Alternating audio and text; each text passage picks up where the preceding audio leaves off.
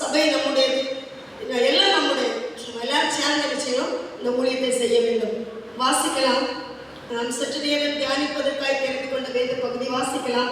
நீதிமொழிகளின் புஸ்தகம் 30ஆம் அதிகாரம் 30. நீதிமொழிகளின் புஸ்தகம் 30, 24, 25, 26 இந்த 3 வசனங்களை வாசிப்போம்.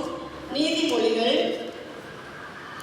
24, 30, 24, 25, 26 3 வசனங்களை வாசிக்கலாம்.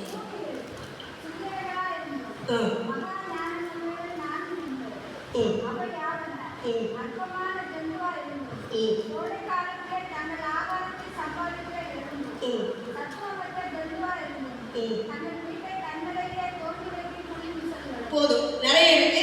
நான் இந்த 25, 26 இந்த 2 வசனத்தில் உள்ள 2